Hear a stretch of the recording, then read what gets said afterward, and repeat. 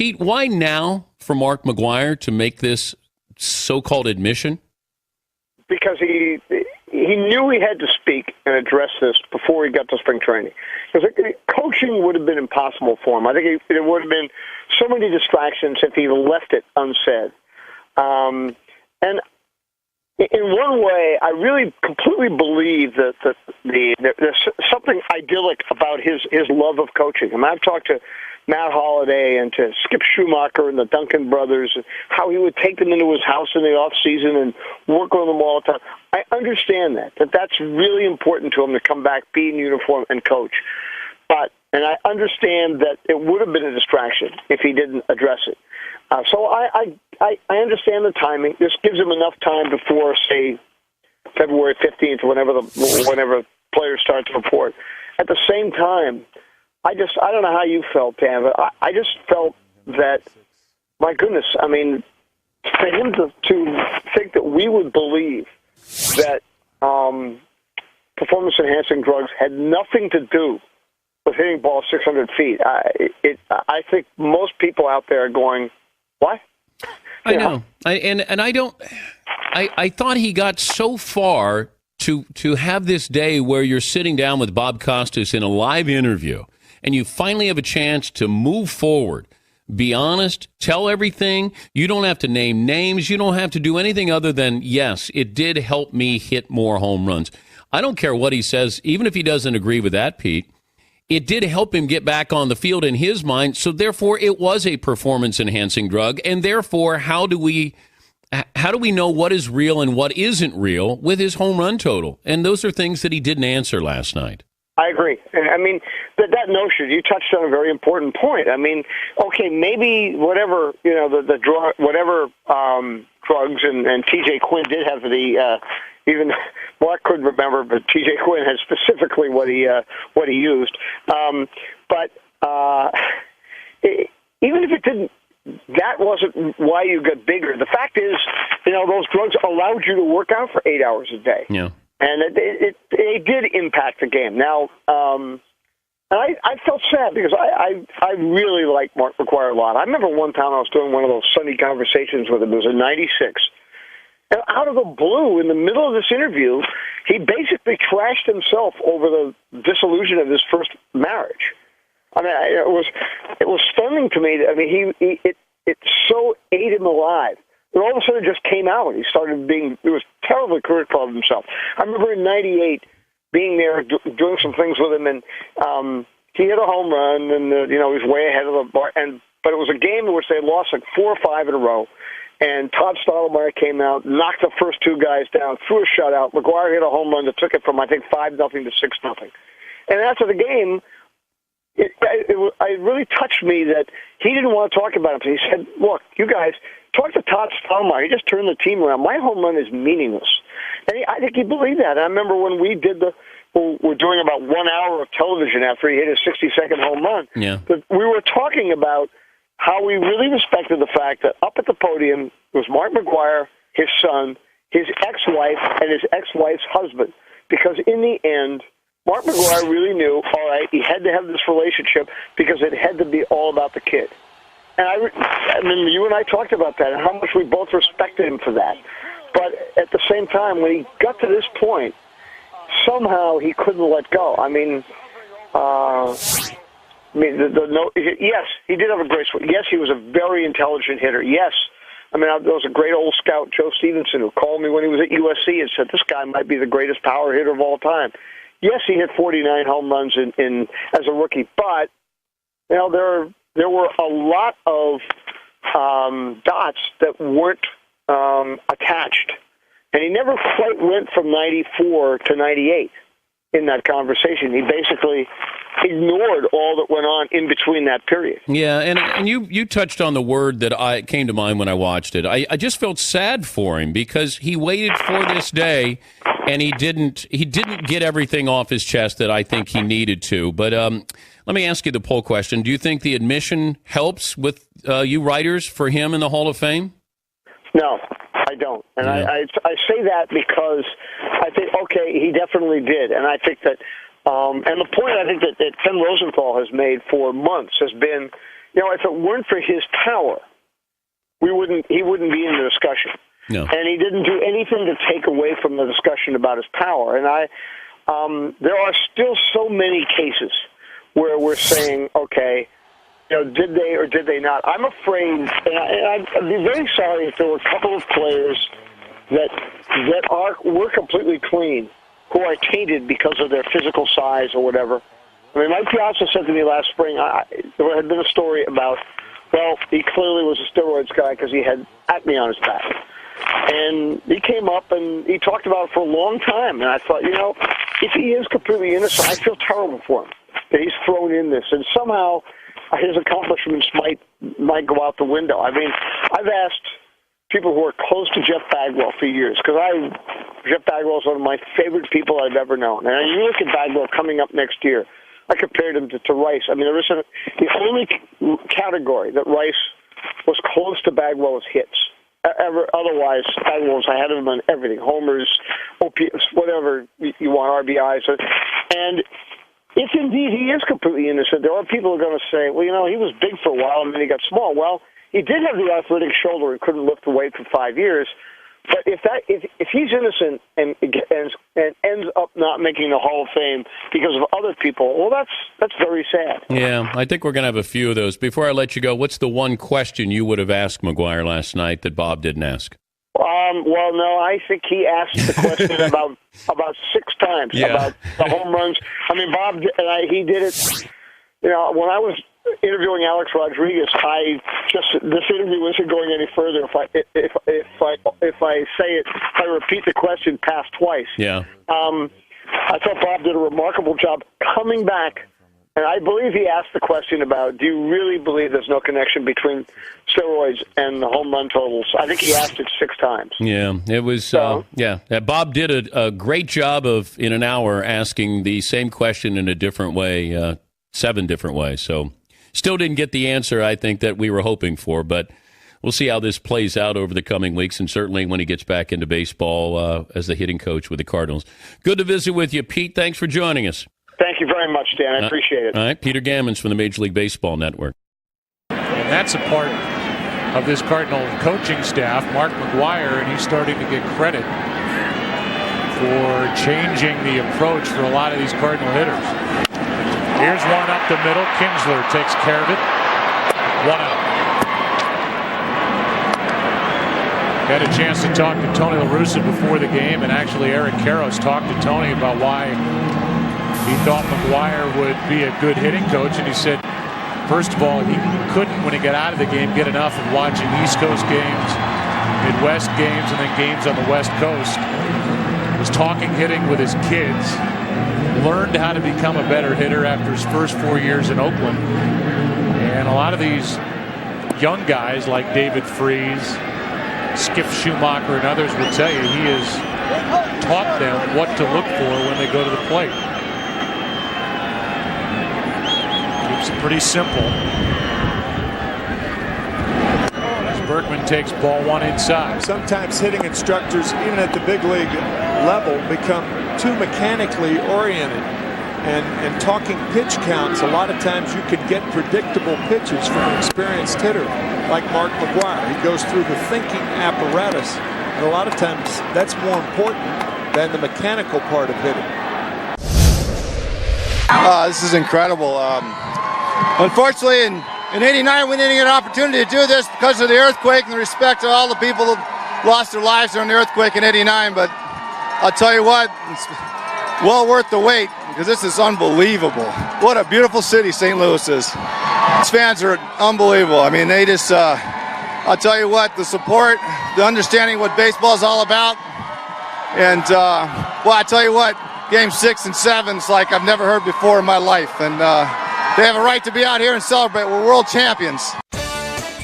Welcome to another first-round matchup in the old-school 1988 Topps Baseball Card Tournament. Current Cardinals will be matched up all season long and pick a wax packs out of the box. 1988. Do you think the gum's any good? Oh, I wouldn't eat that gum if I were you. I told you so. All right, time for the rules. Each card will have a point value. A Hall of Famer equals 10 points. A Great of the Era is 8. A Cardinal is worth 6. If your player has a great 80s mustache, you get a 4. A Future Star or Rated Rookie gives you 2 points. All others are worth 0, and a Cub will get you minus 2 points. And for you two guys, special bonus. If you get yourself, we'll give you 10 points. My first card, I have a Hall of Famer, Mark McGwire. My God. Those are big points for me. My first card, Doyle Alexander. That's not good. Roger McDowell. Jose Rio. I've got all pitchers. Tough card. Bill Wegman. Oh, Dave Stewart. That's a good one. That's got to be some points, huh? Jesse Orozco. I got the all-pitcher group. That's a tough pack right there. I got the only way his pack could have been worse is if my card was in there. John Marzano. This was my roommate in the Olympics. Got a Cardinal. Jim Linderman. Do you get points for that? 6 for a Cardinal. BJ Suroff. Another roommate in the Olympics. Rich Rodriguez. Funny story about Rick. Rick pitched for like 2 or 3 weeks on our team in '87. And Reggie Jackson was on the team. And Reggie comes on the bus one day. Meanwhile, he's pitched 2 or 3 weeks. Comes on and he goes, "Who are you?" He's been pitching for us for 2 or 3 weeks. Has he got any points yet? Greg Brock.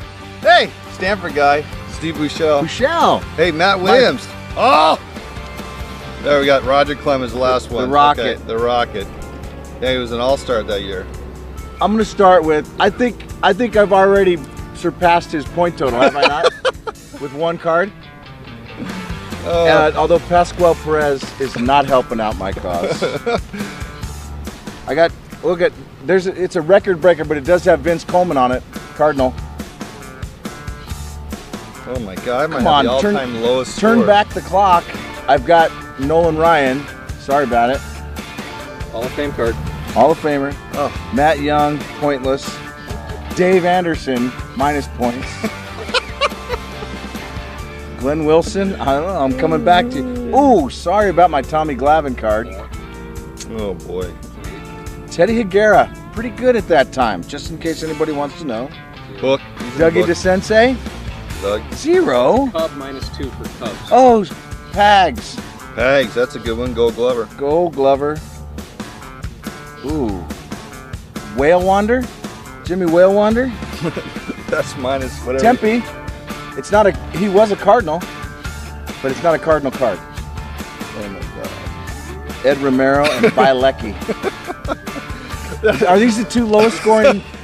All right, who won 3-2? Well, actually, coaches, Aldo eked out a 62-52 win thanks to pulling that McGwire rookie card from the box. No, keep my cards. I want to. I'm going to give them back. Okay. Get them back. Oh, guys, you get to keep the cards. Congratulations to Mike Aldretti. He moves on to the next round of the old school baseball card tournament with a final score of 62-52. Aldo, hard-fought matches.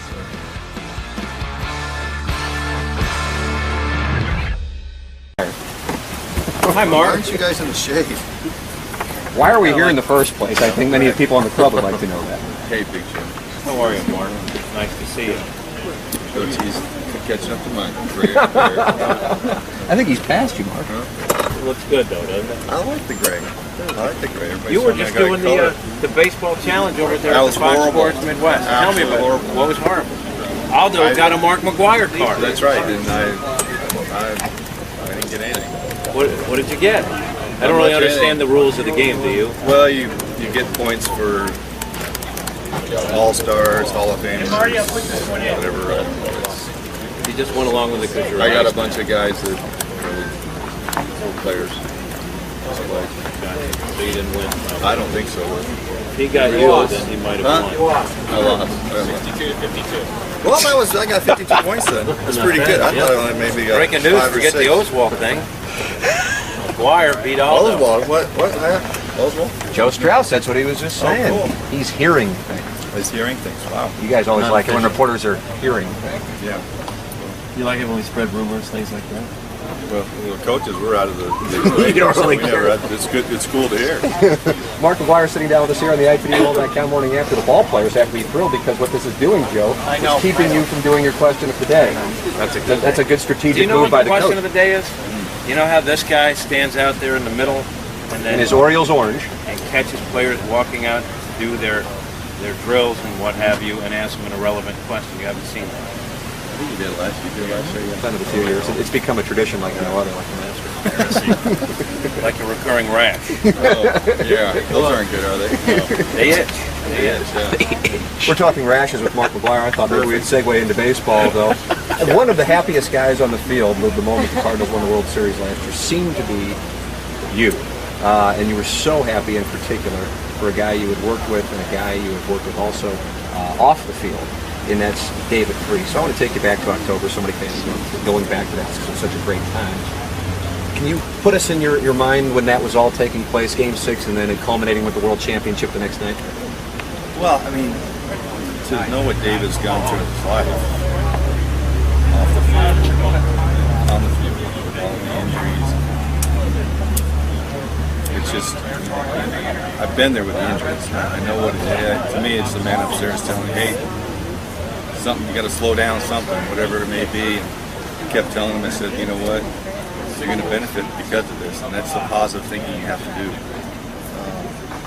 And good things are going to happen. And when you're in that, he was raking at the beginning of the year, and he gets his hand broken. By line break. Yeah, and you know, I can tell he was down, but I always found a reason. There was a purpose why you got injured. You never know what the purpose is, but I stayed so positive and didn't get down on myself. And that was the thing I was trying to tell David. I said, hey, you know what? Good things are going to happen to you. I guarantee it's not knowing how great it turned out at the end of the year. And that was probably the happiest. I couldn't be any happier for him because he's just had such a rough career in the short 2 years he's been in the big leagues. As far as injuries, but the thing is he's a very tough person. He's physically, he's tough mentally, and to get through what he's done, I mean, I couldn't be happier. It's just really brought me to tears. It's good to see good things happen to good people. Mark McGwire with us. I'm curious. You've been a part of, I think, I'm sure I'm missing a couple. Maybe that Yankees and Diamondbacks Game 7 and a few of those games in New York in 2001. But over the last 25 years, you were on the short end of the stick with the Gibson game, one of the most famous ones, and on the positive side of one of the most famous ones in 2011 with Game 6. How do these things rank in your mind as far as games you've been a part of? Well, there's no question. I think Game 6 against Texas is probably have to look years from now, but it'll probably go down as probably the best baseball game and World Series game ever in history. I mean, where has it ever happened? You're down to your last strike twice, and here's Texas, one strike away from winning the World Championship. We need to put it out. I mean, it's just amazing. How many people I've run across in the country this last off season, and people like, you kept me up so late, and because the game was so riveting, and to think about how slow it started and how many mistakes both teams made, probably the first 6 innings of the game, and how it just, I mean, it was unbelievable. I mean, how can you not keep talking about that? We're just, and to beat the guy that we beat, Fleas, and throwing as hard as he did, David behind, hitting the ball over right fielder's head. That was awesome. To me, that game was basically a microcosm of the whole season, because there was some sloppiness, and there was during the regular season for you guys as well, and then to be down to the last strike twice, which is kind of what's it like when you watch this team not giving in to the fact that so many times they could have said, all right, it's not going to happen. I mean, from a coaching perspective, there's only so much you can say. Well, I mean, we could have gave in to the season April and May to think about all the losses we lost. The 9th inning, I don't know what the record was. I mean, if you would have put all the saved opportunities that we lost in, I think there was a difference of 20 games or something like that, we would have won the division by, 14 maybe? I mean, that's if we were 100% all those. But, I mean, it's just like we could have just given up. It's amazing what happens when your team's healthy. We got healthy September 1st, and it was almost like everything just started falling into place. I mean, after the trade, it took some while for everybody to just gel, but we got everybody back. I mean, everybody got back there. I remember telling Nick Punto when he went down for rehab, I'm like, because the thought was, Greeny was going to come back up, and Greeny was going to get a shot to play shortstop, and all of a sudden, Punto went down. I said, what are you going down to rehab for? You're going to rehab to come back and sit up on the bench? Not to think that he's starting in the World Series. I mean, it's just, and it's just one of those things that things just started happening, and Tony just kept running with it and running with it. And, I mean, that's amazing, man. I was telling a reporter the other day about Tony when he told me that he was going to call it quits and retire. And we're 10.5. What he told you that? Yeah, he told me that it's third or fourth week of August. And So you were in the loop. Yeah. You kept the secret. He told me to keep it quiet, and I did. Yeah. So, but the amazing thing about it, think about it, we were so far out there. And that's just the testament to Tony, how great a manager is. He never gave up. I mean, he could have just shut it down and just come to work and just not tell anybody, which he didn't tell anybody that he was going to call it quits. He could have just said, you know what, this is it, I'm just going to write it out. But the guy kept managing his ass off, and he kept seeing it. I mean, he could smell things and see it happening, and it was awesome to watch. No one knew what was going to happen at the end, What's that, Mr. Manager? How did you get him? I don't know. He's a beautiful man. Is that weird? That's your former teammate. Now I guess your boss. Yeah. I don't know. I guess he is. No, I mean, it's going to be fun. I mean, very, very smart baseball guy. Yeah, we're going to deal with some bumps in the road, but that's just what's going to happen. I mean, I'm excited that he and Mo asked me to come back. I'm excited to work with the hitters again, which is, hitting's a process. It takes time. We did well as an offense last year. I mean, we led the league in all of baseball and double plays, but the thing that I'm very proud of is our hitters, which I stress, and I know they get tired of me saying it. You just got to stay in your zone. Stay in your zone, know what that pitcher's going to do until you work the count.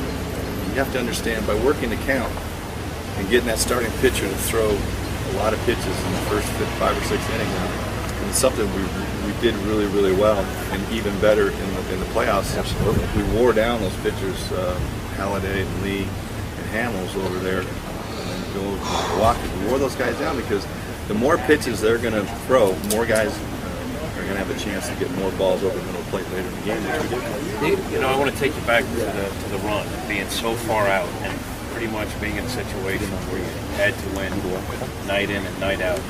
You mentioned Tony obviously having a huge role in health. As you guys got healthier, you guys were able to push the postseason.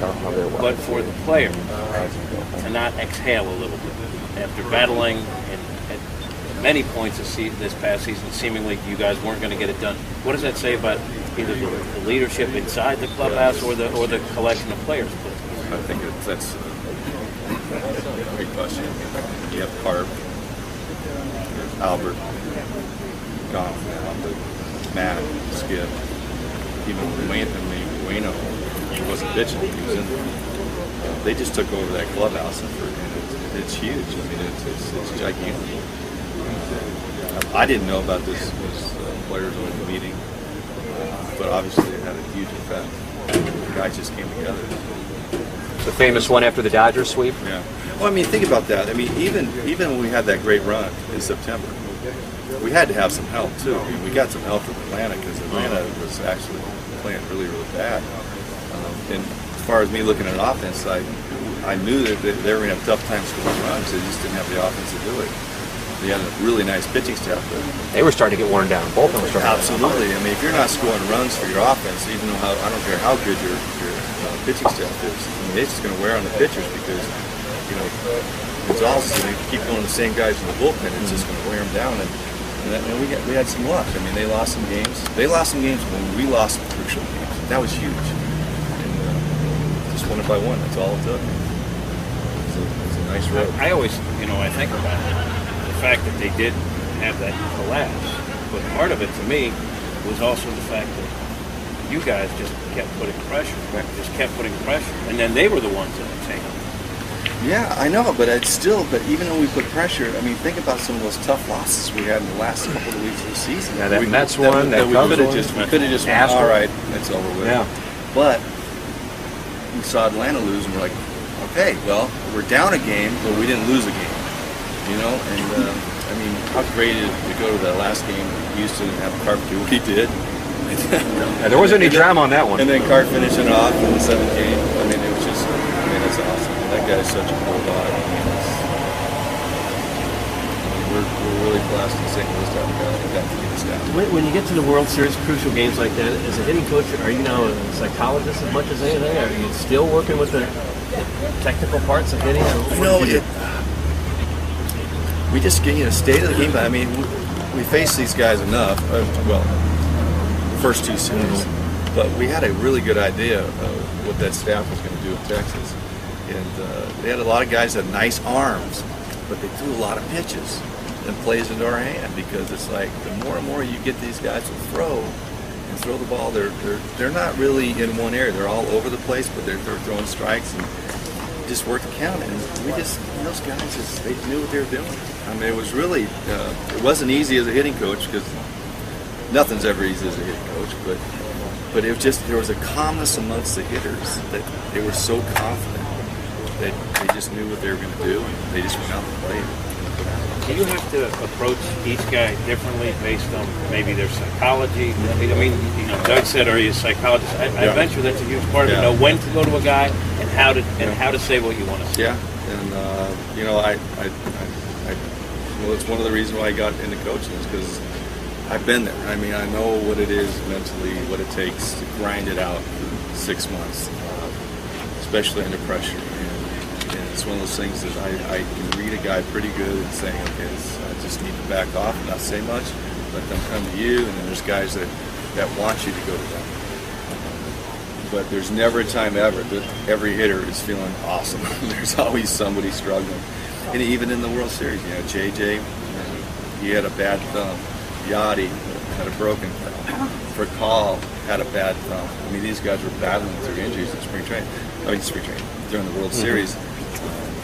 And it was a beautiful thing to see. Even though they were injured, they still went out there and battled. When you think how many different guys came up with hits that you just absolutely had to have or you lose, it really is a testament to how mentally strong everybody was. Nobody went up there and melted under the gun.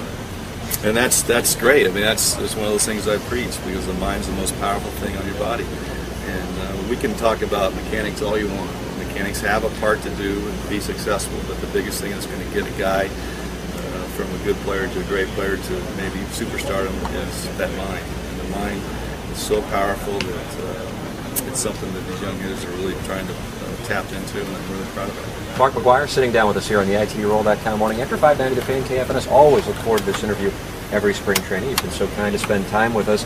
I'm curious, you've been very forthright with all of this stuff. When you see your numbers for the Hall of Fame, the votes not really moving in the direction they need to go, what's your reaction? I don't really have a reaction. I mean, it's out of my control. I understand everything. I've confronted what I had to confront 3 years ago. It's out of my hands. There's nothing I can do. That's really it. Yeah, no, I understand. But you're human. You'd like to get in, wouldn't you? Everybody would. It's funny. I sit back and I look at how, obviously the media is so much greater today than when I broke in, especially when I was a kid. But I remember growing up and, nobody ever talked about being a Hall of Famer. What you talked about was, I think I can be a big league ball player. And so I grew up in the era where Hall of Fame was so far-fetched. Like, why would you ever think that you're a Hall of Fame player, let alone a major leaguer? And I never thought I would ever get to that position. Obviously, I have the numbers that maybe dictate that, but obviously, something happened where it's not acceptable, and I totally accept it. There was a time there in 1998 when you might have been the most familiar face in America. You had more eyes on you than probably anybody else in this country, maybe the world. Yeah. How difficult was that to deal with? You ever look back at it? That seemed like a surreal thing that you went through. You know, I thought I dealt with it very well. You know, it was very, very tough because I look at a lot of those interviews that Albert has done throughout the years, and you know, we're team. You know, it's not about one player, especially in this sport, and that's the way I was. I mean, it was tough. If there was any tough thing, was trying to talk to the media on an everyday basis when I really did, and where I felt I was taking away some of the attention to Langford or whoever it may be at the given time, and I was like, hey, wait a minute, you know. But at the time, the media didn't want to hear. They wanted, why didn't I hit a home run? Right. Would have been better if the team had been a little bit better. Would have been would that have made it easier if the guys? I mean, you guys were decent, but not in the mix. What, 800? We finished would have been nice. 81 and 81 or something like that. So, yeah, that would have been nice. But you know, I mean, I thought I dealt with the best I probably possibly could, and you know, obviously, got to the point of somebody doing it today. I mean, it's going to be even a greater thing. The media thing. I mean, you see what's happening with this insanity stuff. I mean, it's unbelievable. People just catch on so much faster. Yeah, somebody we didn't even hear about 3 weeks ago. Speaking of a guy that you played with back in that era, although it wasn't 98, it was 2000. Friend of the show, Jim Edmonds, is going to be a coach or something. Yeah, and I mostly or something. I chuckle at that because it's your neighbor. Here's a guy that retired, and he says, "I'm never going to coach. I'm not going to do this stuff." You know, and then when he gets here, I'll obviously Chuck and give him a good. Yeah, he waited all of 1 year, Mark. That's right. Well, you don't see many great players who want to coach. They obviously don't need to. You don't see a whole lot of them that are willing to go through the grind. And Jim did make, I think, a few dollars when he quit. Yeah, but you know what the thing is he has a young family now, and his son wants to be around the ballpark, and it's something good. I mean, it's he wants to give back. I mean, listen, he's one of the best center fielders in the game. It's the game's ever seen. And you know what? For him to come here, if he wants to help out, especially these young kids, there's really nobody better. So it'd be nice to have him. But I'm going to rat his ass. I see you with your kids out here every day. Is that part of the reason why you're here back too, to give them the thrill of being around a big league team? Well, that is one of the things. But you know, the reason I got into coaching is, you know, the things that I did where I mentally learned how to play this game, where I changed my swing over my career. I just wanted to pass that on. I don't believe that this stuff is passed on through the minor leagues, and that's why I got back in to get back to what I learned as a hitter, and that's really about it. And then my kids are around it and they love it, so they're here for a couple more days and they're going to go back home. I guess in a sense, while teaching and sharing your knowledge with the players, also John Mabry, who was working with you guys, and I know going into it, he said he has a lot to learn about the coaching. Right. I mean, it's something to learn. I mean, he's got to learn some of the players and watch them and stuff. But John, I love playing with John. And John's a very smart guy. You know, he's been doing coaching with his kids back home, and actually with Mike. You know, with his team that they had out there in the west part of the West County area. Mm-hmm. And I'm excited to work with him. We've had some great talks about hitting. We're on the same page, which is huge, and that's something that I really don't know why. I think San Diego did it, and Atlanta's doing it, where they're having an assistant hitting coach. Because it is tough to take on 25, it's 12 or 13 hitters every day, where we can split it up. But the thing is I told him, I said, Mike Aldretti and I had great communication. No matter who you work with, at the end of the day, I would talk to him about, hey, this is what John Jay and I were working with. So if John goes to him the next day, Aldo knows, or used to know, now it's Mabes. Know what I was working with them, so we're on the same page. You ever get in the cage yourself? Hit? Just started. You know, I could have sold tickets to batting practice. Oh shoot, I haven't done that. You know, I thought, the first year I got here, I thought I would do a lot of hitting and show guys, but as it turns out, you're in the cage so long, there's no reason for me to take any of this. So it's not about me. It's about them. And I just love just give them back, give them the knowledge that I've learned. It is, I mean, you think about individual teaching of players, there's only so many fields, even though there's a lot of them here. And Red Chainbeans was telling me back in the day, they'd have like minor leaguers, and they had one field. Yeah. How could you ever work on hitting? Well, that's 8. He said 8 swings in about 7 hours. I mean, think about that. Yeah, unbelievable. I know, and they raked back then too. So what did it say? We're in the cage too long. You know? So, wearing them out. I know, and those stories are great. Those stories on one field. And he's still as sharp as ever. That guy is a miracle. And just to talk to him almost every day and say hi is an honor. Absolutely beautiful. I'm lucky enough my locker's right next to him here and in St. Louis. I think some of those guys rake so much because the pitchers couldn't possibly have been what pitching is today. Everybody's 6'3", everybody's throwing 92 miles an hour. Yeah. You only see the starter for 6 innings, then the guy comes in throwing 98 miles an hour. It's got to be a lot harder now than it's ever been. It is. It's back then you'd see the starting pitcher maybe twice a week at least, you know what I mean, or in the series, and today it's like you might not see the starter, you might see him in April and not see the guy in September. Yeah. And especially with the setup guys, middle guys, and the stoppers today, it's just that's a tough task. And these guys, it's a lot of work. It's a lot of work, and that's where it's a mind game. And, it's not about a physical, mechanical thing. This is where it's a mind game where these young hitters, even the veterans, have to have a game plan against every one of these pitchers that come in the game. If you're a big left-handed hitter like Ryan Howard, you don't see right-handed pitching past like the 5th inning. Right. You get 1 or 2 at-bats a game against a right-hander if you're lucky. Yeah. That's why we got Zip. Zip. He doesn't care. Yeah. He doesn't care if you don't get the name. That's right. Well, Mark, we always are grateful when you sit down. We look forward to it every spring, and thank you very much for coming on the show. We appreciate it. That's Mark McGwire with us here on the ITVRoll.com morning after. I have no idea. We just love shagging. Please, McGwire, I'm such a huge fan. Thanks, Mark. I know it's you.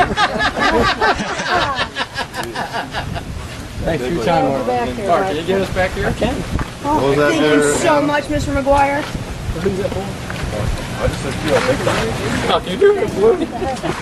Anna, this lady right here. Oh, Anna. That's this lady right here. That ain't me. Thanks, Mark. Anna. Mark, Robbie Slemmer and I went to school together. Thanks, Anna.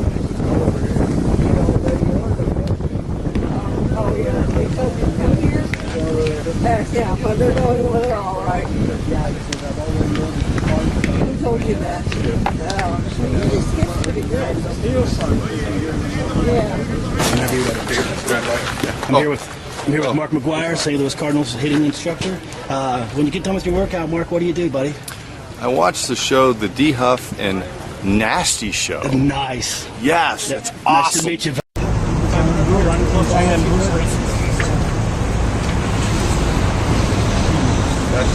Call up another one, Jordan. I know it's not. We know. Hey, Mark, I'm from Glen Carbon. My dad works with Bob at Grancy Steel.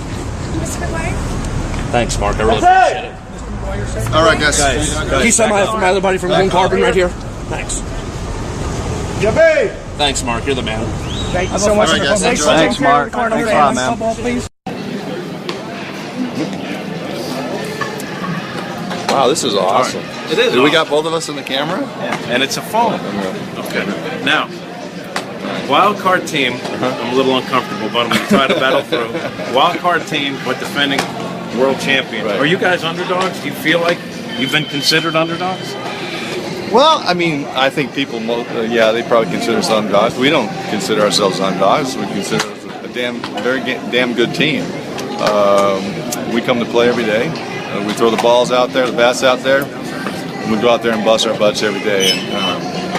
And we do what it takes. We're in a good position, but we got to continue to press on. And so far, underdogs or no, you guys have gotten production up and down the lineup, and I know as a hitting coach, you like to see. Yeah, it's great. But as far as the word I really have not even heard the word underdog. I wouldn't even consider that. I mean, it's just when you're in this position, when you're only the few teams that get to go to the playoff, you're not underdogs. You're a damn good team.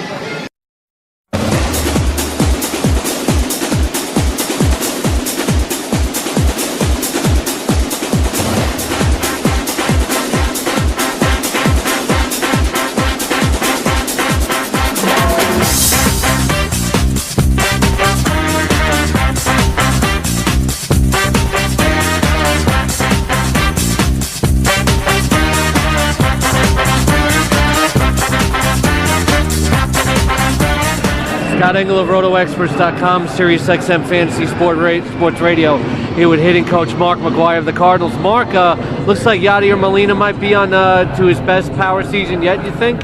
Well, you know what? As you get older in this game, you get to know the pitchers.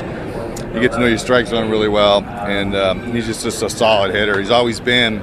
It's experience, and every year you get more, and he's proven it this year. He's a great Gold Glove catcher, and he's proven everybody that he can hit. He's definitely an RBI guy. I would consider him a home run hitter, but he's a good enough hitter to where if you get a ball to hit, he can hit it out of the ballpark. What about David Freese? He has as many home runs now as he did last year. Well, health's the big thing with him.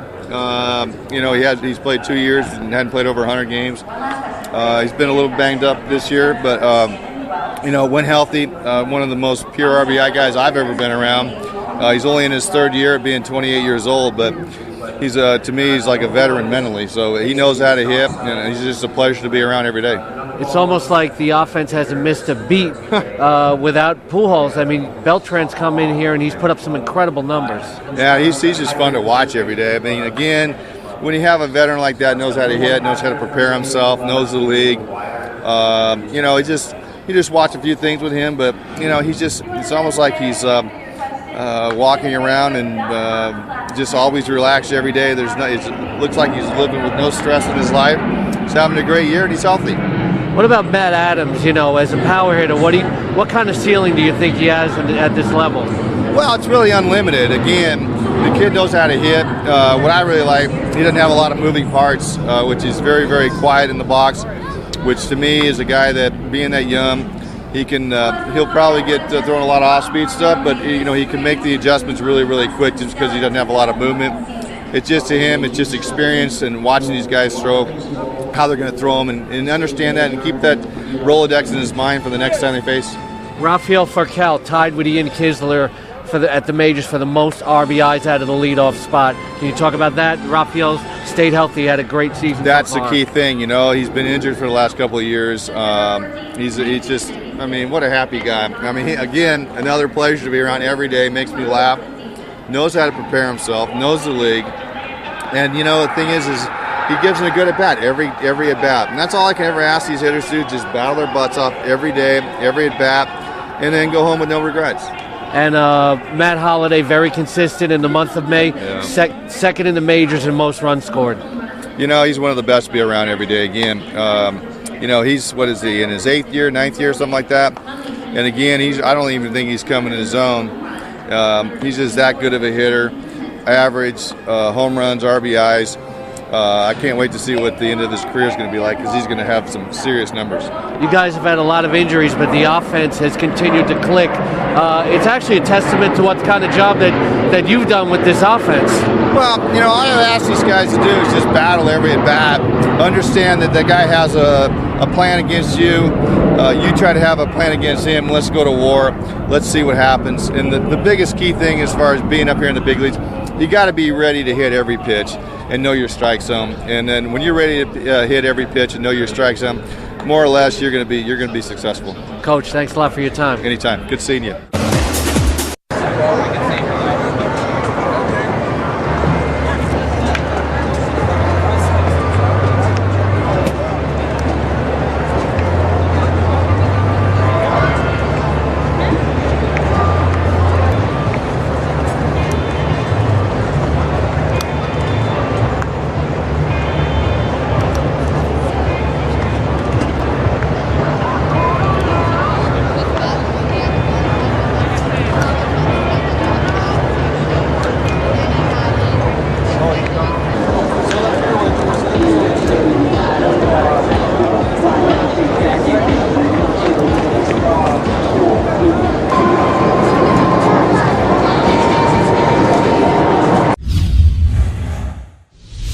The devastation in Joplin is still clearly evident, and the rebuilding continues to this day.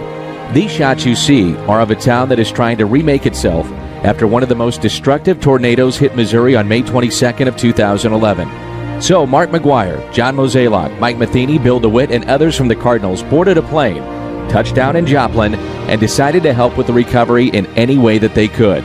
They felt the calling of this town and wanted to help.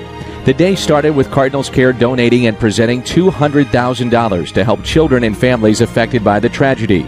From the families that are still without their home to the tireless workers who are pouring their hearts into rebuilding this town.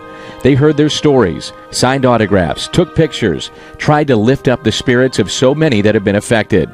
And then it was time to go to work.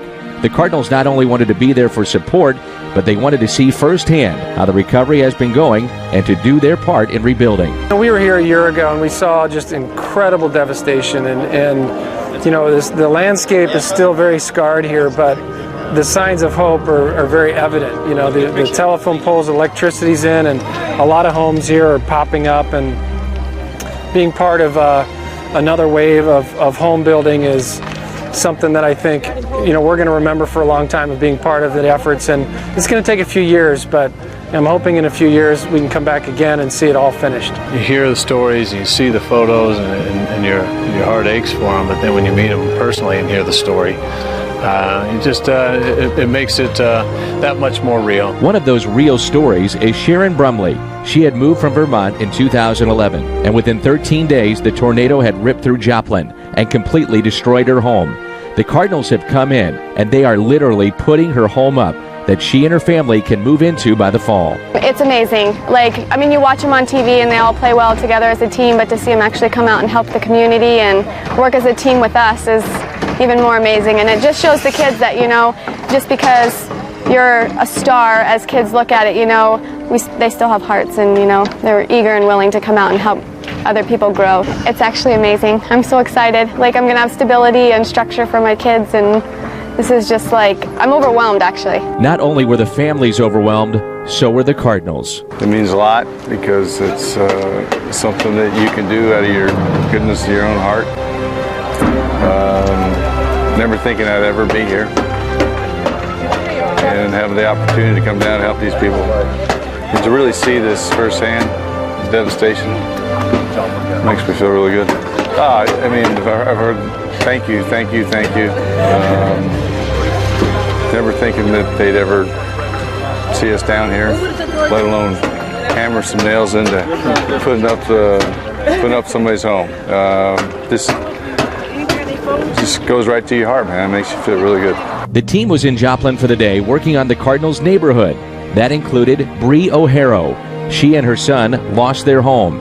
She received a call that the Cardinals were coming to town to build hers. It's crazy. It's absolutely mind-boggling. I didn't think or expect any of this. When I showed up this morning, I knew they'd be here, but I didn't know that they'd be working on my house specifically and on their hands and knees and hammering and sweat. And they're awesome. They're very, very friendly. It's been awesome. I really didn't expect any of it at all. I didn't expect them to be so friendly and hands-on, and they have been. They've been awesome. Michael Hall is the Vice President of Cardinals Care.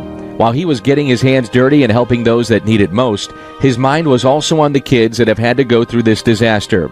Michael and Cardinals Care have helped raise hundreds of thousands of dollars to specifically help the children of Joplin.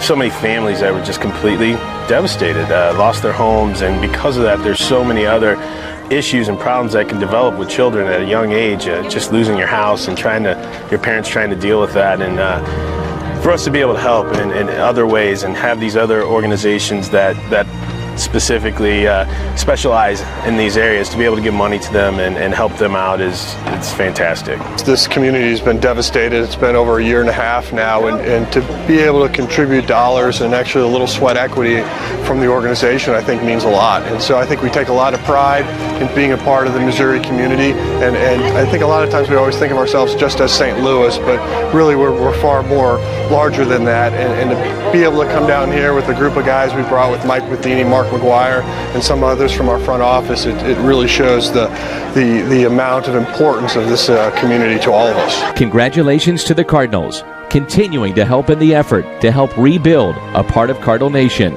Joplin, Missouri.